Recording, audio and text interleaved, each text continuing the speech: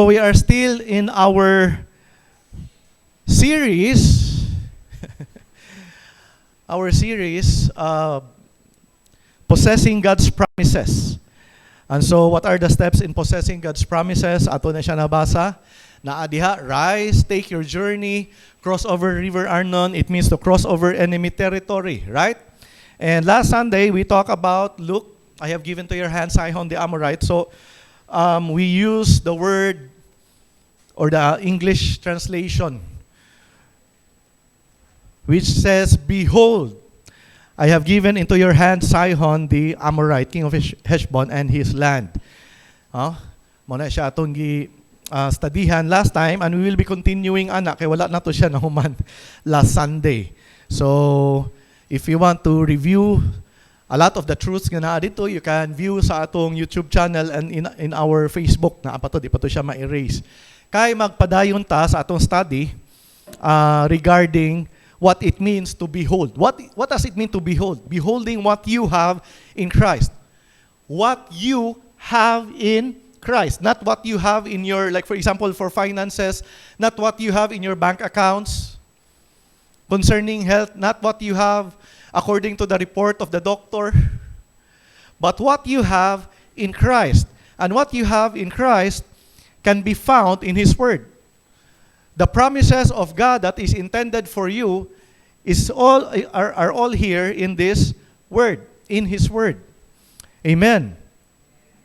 So, God wants to, pag-ingon sa Ginoo ni Ana, the enemies, wala pa siya nahitabo in the natural. The king of Heshbon has not yet been defeated. The kingdom, ang land, wala pa na possess. Yet, giingon na declare na sa Ginoo, I have given into your hand Sihon and his land. I have given.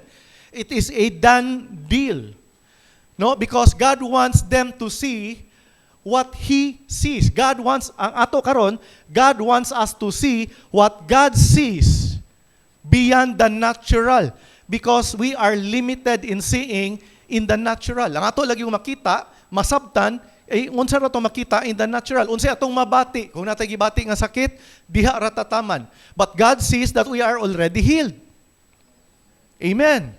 Regardless ug unsa ang imong gibati sa imong lawas, regardless ug walay sulod ang imong bank account, ang imong nalangalan ang nagpabilin, wala nagi kwarta. Ang kamatuoran nag-ingon din that God has already supplied all that you need. So that's why God is telling us to look beyond, behold, beyond what you can see in the natural realm. Okay? So, muna siyang pinakaunang atong istoryahan. And last Sunday, we talked about, beholding what you have in Christ, and to possess God's promises, you must learn. Kay daghan tag i-unlearn. Anong daghan man tag i-unlearn? Daghan man tag wrong believing. Daghan man tag gituuhan, pagdako nato gitudloan tag ingana, nagtuo ta nga mao na siya sakto pero dili di ay. Right? Unsa may gitudlo? Kung dili ka maning kamot, digi ka mo asinso. And that is talking about apart from the grace of God. But you know what? By the grace of God, bisan sa imong ginagmay nga pagpaningkamot, na kay makita nga abundansya, na kay makita nga resulta nga naman tungod sa grasya sa Ginoo sa imong kinabuhi. No wonder you see people prospering by simply believing more than the people that are nagsigilag overtime and all of those things yung ginabuhat, and yet makita ang slow kaayo nga progress because they are trusting in their own abilities instead of trusting the ability of God to work in their life. Makita mo tingala ka nganong ni asinso man siya nga bright pa man kuana sa una. Ang sikreto grasya sa Ginoo. Og nagtuo ka nga bright, kadugangan pag inimos grasya sa Ginoo, samot na. No? Bright na good ka. Pero usay, ang atong ka bright, mao hinungdan nga mubabag siya, kay di man ta kadawat diretso sa pamaagi sa Ginoo, kay bright man ta. Ato man timbang-timbangon, ay the good thing, kung moingon ka nga, di ko bright, ako moingon na lang giko kay sa una, kung tanaw sa galion, bright gigay ko. Dun Mariano, biya tapre. Oh, lagi, di ba? Mariano ba yami? Kung mi sa una, proud Don Mariano Marcos Memorial Polytechnic State College, high school graduate, hinasa, pinili sa tibok syudad. Si Bel na di karon. Bright May, di ba pre? Wala na siya kabalog doon Mariano Marcos Memorial Polytechnic State College. Mao na imong school karon USTP na. Pero naman ang ngalan sa imong school sa una. But sa grasya sa Ginoo, iya kong gipasabot nga dili day tanan kinahanglan imong own intellect ang imong saligan. Ang iya di ay kaugalingon nga pamaagi na siya grasya na. And sometimes I just rest in God and I see results compared to thinking or trusting in my own ability. Amen. So, mupilit na sad ta dinhi. Padayon ta. Last Sunday we have talked about you already have everything you need, right? So atong giisgutan ana kani siya nga verse in Ephesians 1:3, Blessed be the God and Father of our Lord Jesus Christ, who has blessed us. Motong giingon ni Iko kaganina that God wala giingon diha that He will, but He has blessed. Mao na siya ang word. So kung imong intellect ang imong kaugalingon gamiton to interpret the word of God, di mo masabtan. Has blessed. So, asa man? So, muna siyang question. Asa man siya ang blessing karon? Who has blessed us in Christ in every spiritual blessing. So, mo taong giingon last time that do you have something that you need the Lord to do for you? And the truth is, you don't need God to do something for you. You don't need God to do more for you.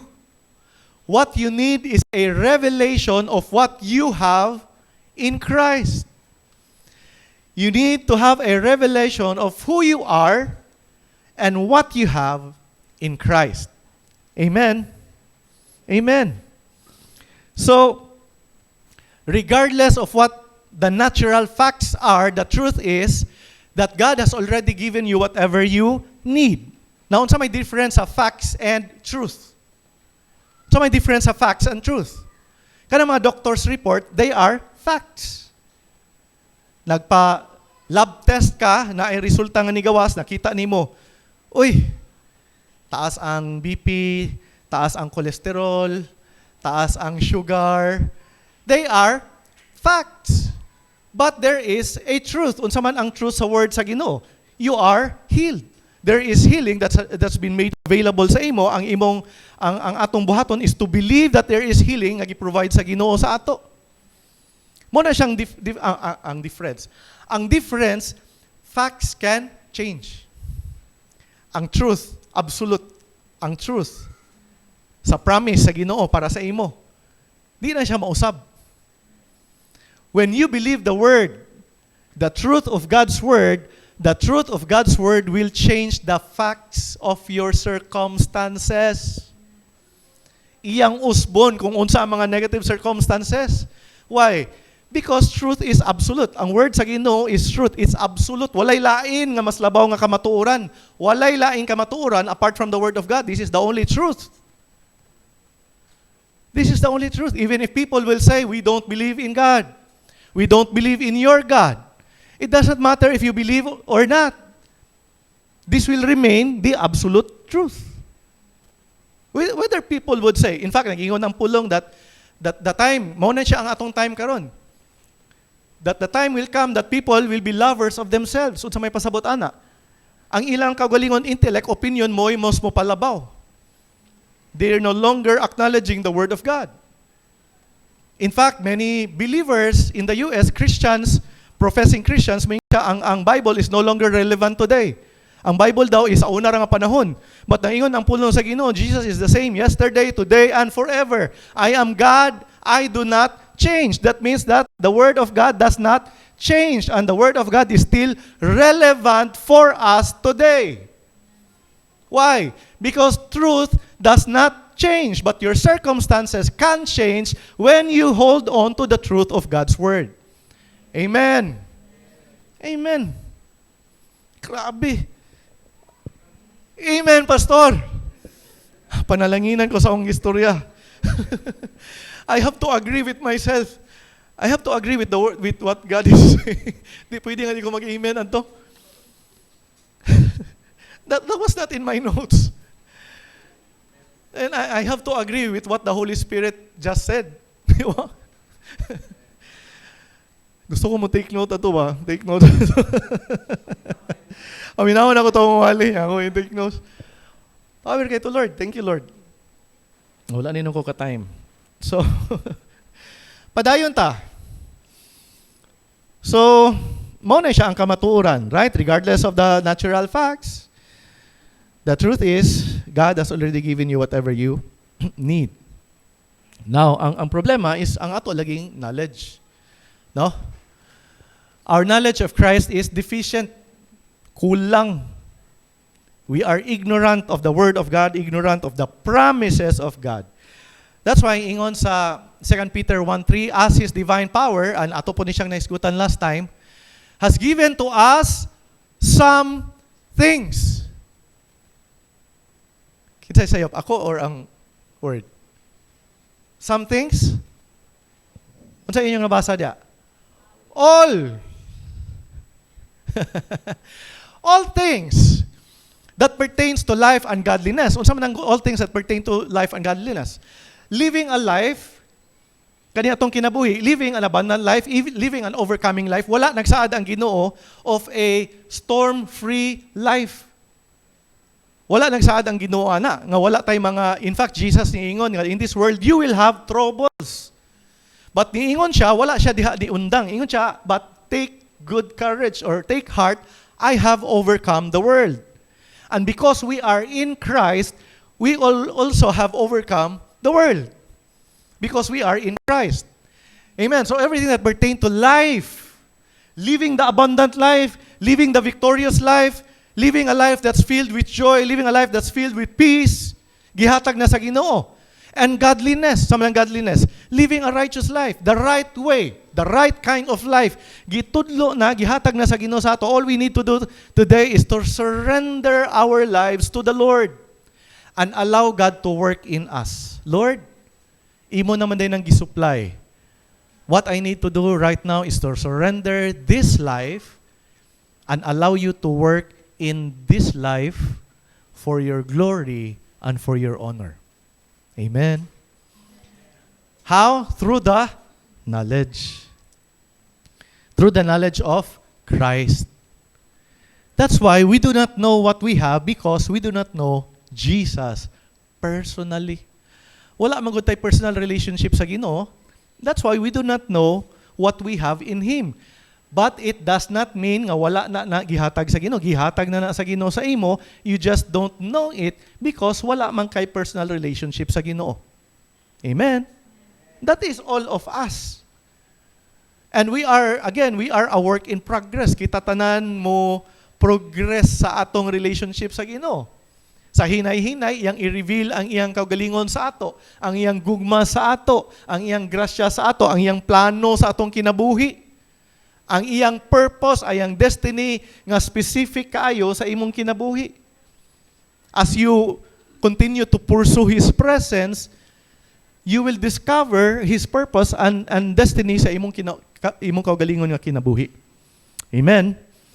So, na-invitation ang Ginoo. Unsa may invitation sa Ginoo? Come. Wala may condemnation sa Ginoo. Right? A lot of people, dili sila gusto mo simba kay ma-reminded sila sa ilang sala. But a while ago, unsa atong gibuhat, partaking of the Holy Communion, it was not a reminder of our sins. It was a reminder that there is a provision of forgiveness. Mas labaw siya nga reminder kumpara sa atong kaugalingon nga reminder sa atong mga sala. God is continuously reminding us that He already has supplied forgiveness for all our sins, including our future sins. Gi-remind ta na anay forgiveness ana. All we need to do is receive, partake. Amen. That's why knowing Jesus unveils our riches in Him. When we know the Lord, we are given a revelation na ay unveiling. Murag ang kortina gikuha aron makita nimo ang gawas sa bintana. Ang kanindot sa gawas nga imong makita.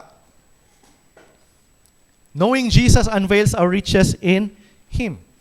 Romans 8:16-17, The Spirit Himself bears witness with our spirit that we are children of God. And if children, then heirs. Heirs of God and joint heirs with Christ. Grabe ka powerful. Joint heir daw ka with Christ.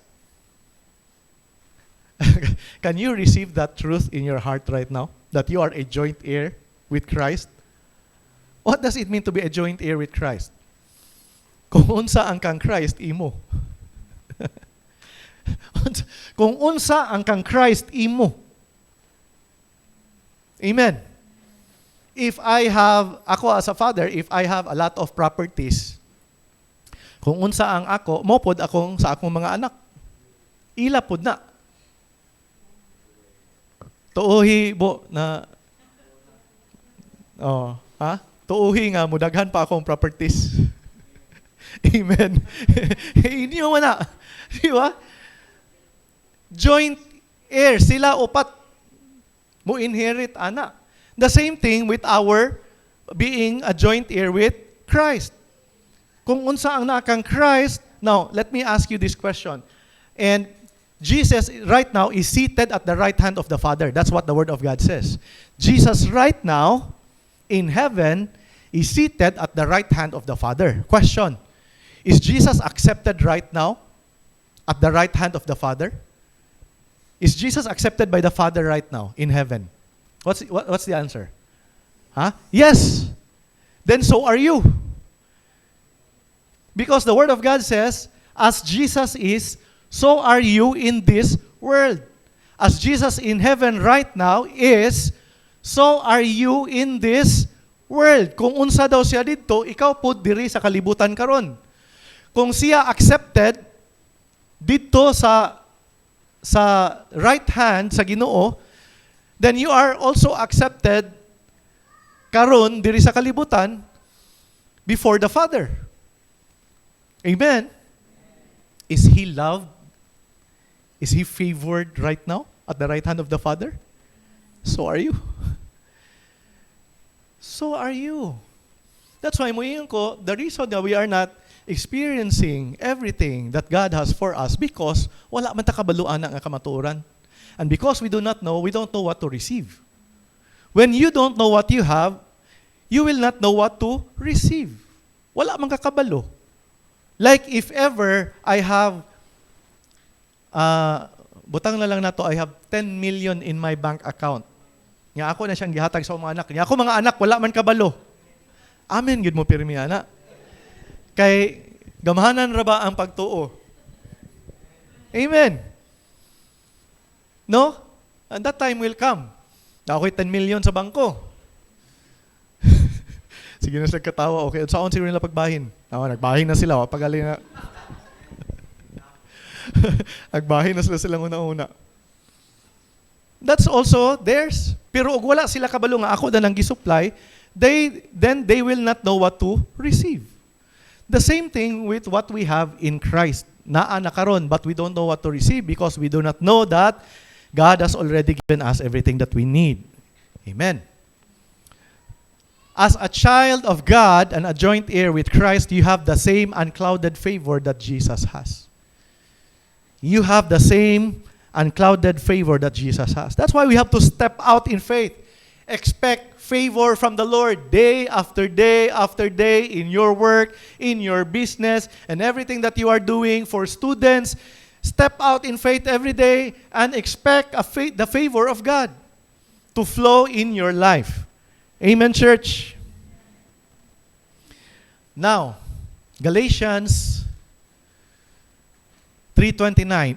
If you belong to Christ, then you are Abraham's seed and heirs according to the promise. There's another word talking about being an heir. If you belong to Christ, then you are Abraham's seed and heirs according to the promise. Unsay promise sa Ginoo kang Abraham? I will make you a great nation. I will make you a great nation. I will make your name great. I will bless you. And through you, all the nations, all the families of the earth shall be blessed. Mao na ang saad sa Ginoo kang Abraham. And because we are Abraham's seed, ang saad sa Ginoo kang Abraham, mao gyapon ang saad sa Ginoo sa ato karon. Amen. Can you turn to your neighbor ug ingna siya nga dawata ang saad sa Ginoo para kanimo? Dawata igsuon. If you belong to Jesus, do you belong to Jesus? If you have made Jesus the Lord of your life, if you have committed your life to the Lord, that means you belong to Jesus. You inherit all the blessings promised to Abraham, including righteousness, health, and prosperity. What is righteousness? Righteousness, right standing before the Lord. You have right standing before the Lord. That means you can come before the very presence of God without fear of condemnation or judgment, because Jesus was the one that was punished for all our sins, and we receive His righteousness. Iyang gikuha ang atong mga sala, ug atong gikuha ug gidawat ang iyang pagkamatarong. Diha nahimutang righteous. And we also have health and prosperity. And many people are against the preaching of health and prosperity. Even churches and pastors, many are against the preaching of prosperity because they think, prosperity. And they coined it as prosperity gospel. They coined it as prosperity gospel. But when you read the Word of God, daghan kayo og scriptures diri nga makita nimo ang prosperity is God's idea, not my idea. I'm not preaching my own idea. It's always God's idea to prosper His people. And the Word of God says, He delights in the prosperity of His people. Malipay siya, mahimuot siya, magtanaw nga ang iyang katawhan mulambo, moasinso sa kinabuhi, mahimong successful. If nagtuo ka nga ang Ginoo mahimuot sa imong kinabuhi kay pobre gyapon ka hangtod karon unya and you are a believer, you are in the wrong kind of I don't know what Bible you are reading. Lahi nga translation. Find out for yourself. Even for those watching right now who are against prosperity. If you are truly against prosperity, sell all you have and live under the bridge.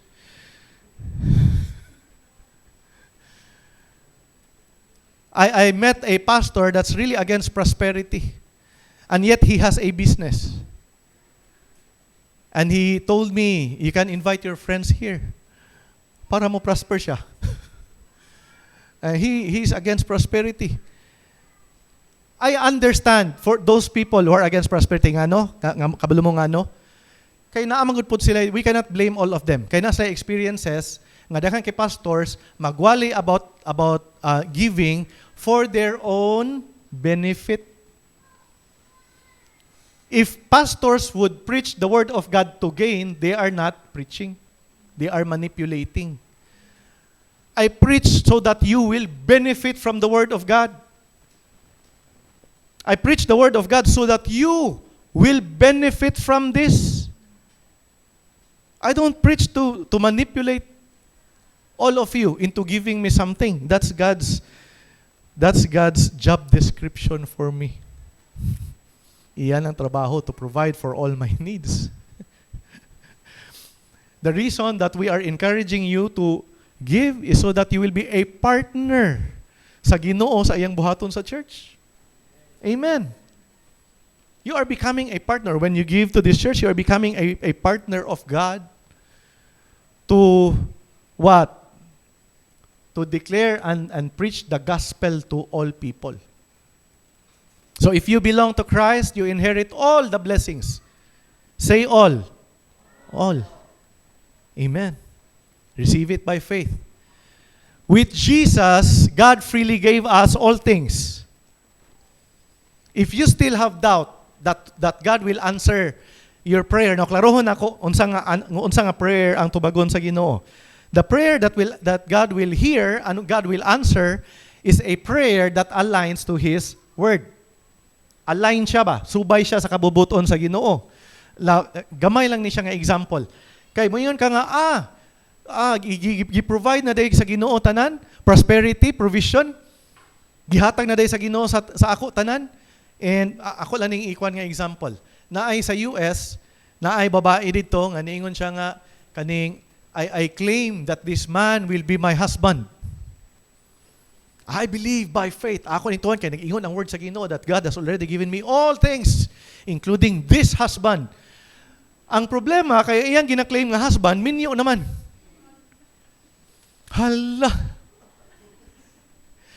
That is why klaro nato, the only prayer that God will hear and answer is a prayer that aligns to His will. Will ba sa Ginoo ang bana sa usa ka asawa nga ang iya pag yung prayer nga mamatay ang asawa para iya nagyong maminyuan ang iyang gina-claim nga bana? Is that right to pray for somebody to die so that you can marry the husband? Is that right? Is that correct? Is that according to the word of God and the will of God? Wala siyang ipasabot. Prayer that God hears and answers are prayers that is aligned to His word. Napay mo yun, God has already provided me with everything that we need. Finances. Unya, gitagaan po daw kog wisdom sa Ginoo. Unya, manulis ko sa bangko. Lord, salamat sa imong grasya. Mahimo kong successful, Lord. Unya, mahimong successful niya akong pagpanulis. In Jesus' name. Amen. Tubagon sa Ginoo, dili. Dili, nga naman.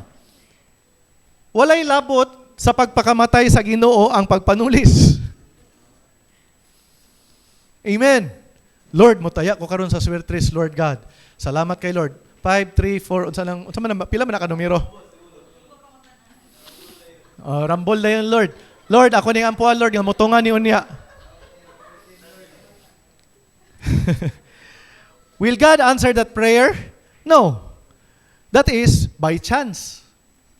Di man i-manipulate sa Ginoo ang mga bula ana or ang numero ana para makadaog ka. God will not do that. Amen, church. But with Jesus, God freely gave us all things. Moto akong ipasabot daan. Unsa man ipasabot nga all things nga naa dinhi. Okay? Romans 8:32, He who did not spare His own Son, but delivered Him up for us all, how shall He not with Him also freely give us all things? Akita na to tanan? Mo na siyang pangutana. If you are still doubting, if you still have doubts about the Word of God and the promises of God for you, mo ni ang question ni Paul sa ato. He who did not spare His own Son, kinsa man ang He? God did not spare Jesus, His own Son, but delivered Jesus up for us all. Mo na siya ang question para sa imo. How shall God not with Jesus freely give us all things? Say freely. Give us all things. Amen. God has not held back on us. Walay gi-withhold ang Ginoo, walay gi-withhold ang Ginoo sa ato. With Jesus, we were given everything God has. Dawatan ni siya, church. With Jesus, we were given everything God has. With Jesus, we were given everything heaven has. Everything heaven has is already yours. Every blessing. Naritindahan niya. May nag-ayo. Let me help you understand. Let's go deeper ani. Unsay pasabot ana. Try to imagine God saying, I'll give you my son, but I will not give you healing. Napabay mas labaw sa iyang anak? Mas pasabot ba nga mas labaw ang healing in value compared to His Son Jesus? So kung iyang gihatag si Jesus, everything heaven has, ang question is, how shall He not? Anong di man lugar niya ihatag ang healing? Nagihatag magaling niya si Jesus. Nganong dili man lugar niya i-provide ang tanan nimong panginahanglan nga gihatag man niya si Jesus. Nganong dili man siya mohatag og restoration nga gihatag man niya si Jesus. Nganong di man kanya tagaag wisdom nga gihatag man niya si Jesus. Amen. Nganong di man kanya tagaag success nga gihatag man niya si Jesus. Amen, church. So, here's another truth. Whether or not we see a physical manifestation of what God has done in the spiritual realm is dependent upon what we believe and how we act. Let me say that again. Whether or not we see a physical manifestation. Saan ang physical manifestation? What we see in the natural. Ang report sa doktor nga negative, nahimo na siyang normal na tanan. Uy, normal lang blood pressure, normal lang blood sugar, normal lang creatinine. Amen. Ako mag-amen dito. Agree yun sa word, you know? Normal na. Right? So, tanan, ana. Mo na siyang ipasabot ba nga in the spiritual realm, healing has already made available. Ang atong buhaton, pinaagi, no? Dependent upon what we believe. Kung imong tuuhan ang healing, imo siyang madala in the natural realm, in your body. What you do not see in the natural, you will see when you believe. Amen. That's why it's faith is really important. Faith, now, understand, atong sabton ang provision sa Ginoo. God is a spirit. Ingon sa John 4:24. God is a spirit and He moves in the spiritual realm. God is a spirit and He deals with us in the spirit, in your spirit right now. He deals with you in your spirit. Mo nang gingon sa Hebrews 11:1. Now faith is the substance of things hoped for, the evidence of things not seen. Unsa daw ingon diha? Faith is the substance of things hoped for. Unsa ang mga butang nga imong gilauman? Nakita na ba nimo? Ang butang nga imong gilauman, naa na ba sa imong atubangan? Galaom ba ka kung imo nang nakita ang butang? Kinahanglan pa ba maglaom kung imo nang nakita ang butang? Dili na, di ba? Nganong maglaom man ka nga na naman si mo atubangan? Like if you are believing for your own house, and the house is already in front of you, mag-hope pa ba ka na? Dili. Unsa atong gina-hope? Ang mga butang nga wala pa nato na kita. O ang butang nga wala daw nato nakita, mo na siyang substance ang atong pagtuo. By believing, ato na siyang nakita diri sa atong sulod. The evidence of things not seen. Now, nahimo siyang more difficult for people nga intellectual. Kaya kung yung kag evidence, makita sa mata. But ang evidence sa Ginoo, makita sa pagtuo. Ang evidence sa Ginoo, naa sa imong pagtuo. Whether you see it or not right now, but when you say, I believe, that is your evidence. That is your title deed. Wala pa nimo nakita ang kayutaan, pero gihawiran na nimo ang title deed. That's what it means to have faith. That's why faith is seeing beyond. Mo nang atong topic is beholding what you have in Christ. To see beyond.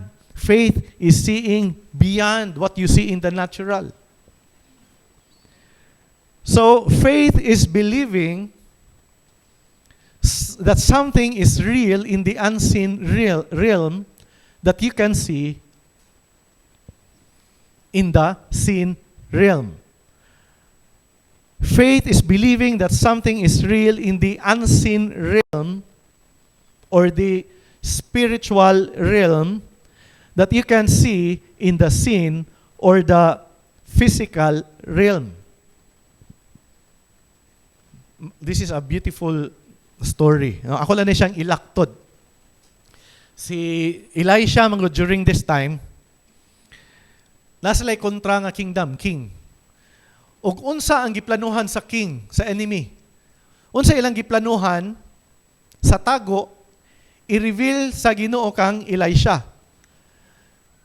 Ug tungod kay gi-reveal sa Ginoo kang Elisha, iya pong isumbong sa king niya. Ug tungod kay ang king nasayod sa buhaton sa enemy, makalikay sila sa plano sa enemy. Kadugaya, naka-question sila, naagi kuan ani, nagi traidor dire. Kay nganong mahibalaan man sa Israel ang atong mga plano. Og naay niingon nga, na-snitch. There is a snitch in this kingdom. Matingala man siya, ikapila nila, anong mambalaan man nila itong mga plano? So na iniingon, no. Si Elisha to. Kung asa siya, giistoryahan siya sa Ginoo. Kung unsa itong mga plano, ginasumbong sa iya. Okay? So laktod sa nga storya, Elisha, uban sa iyang servant, gipangita sila sa king, katong enemy king, ug ang military soldiers, nakita sila, and they were surrounded. So, ato ni siyang basahon. Gabi kanindot nga kamatuoran para mas masabtan nato. 2 Kings 6:15-17. And when the servant of the man of God arose early and went out, there was an army surrounding the city with horses and chariots. And his servant said to him, Alas, my master, what shall we do? So ingon si Elisha.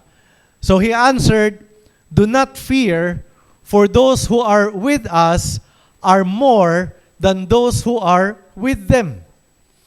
And Elisha prayed and said, Lord, I pray, open his eyes that he may see.